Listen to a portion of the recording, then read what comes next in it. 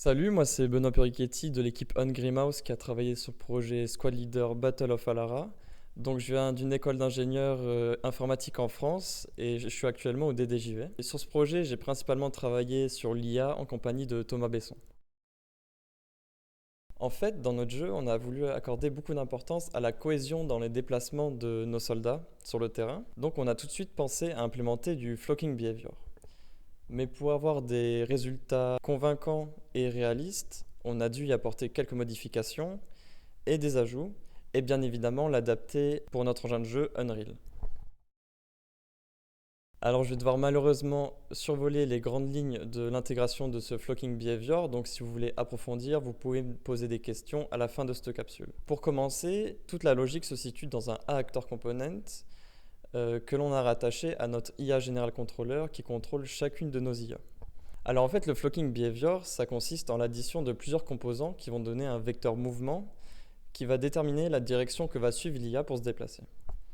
Donc dans le flocking behavior classique, on a trois composants. Le premier composant, c'est le vecteur cohésion qui permet à une IA de se rapprocher des IA qui sont dans son champ de vision.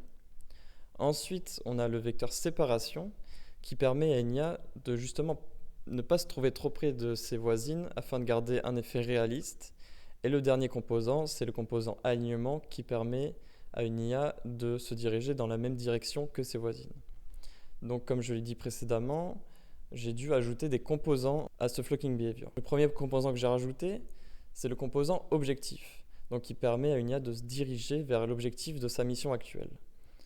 Ensuite, j'ai dû ajouter un composant évitement d'obstacles qui permet à une IA d'éviter les obstacles de façon plus naturelle.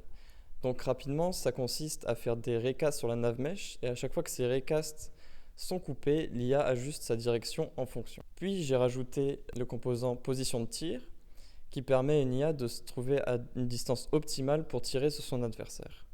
Et enfin, la composante suivi de formation qui concerne les IA des squads pour qu'elles sachent vers où se positionner quand le joueur ordonne qu'elles soient en formation autour de lui. Lors de l'implémentation de ce flocking behavior, on a dû faire quelques compromis, notamment sur la map, on a dû adapter certains endroits afin d'éviter certains comportements non réalistes. Mais on reste assez fiers de notre intégration parce que nos IA ont vraiment un comportement qui s'approche d'un joueur humain. Merci beaucoup d'avoir suivi cette capsule. Si vous avez des questions ou que vous voulez approfondir, tous mes contacts sont sur le Discord DDJV dans le channel Angry Mouse. Merci beaucoup et à bientôt.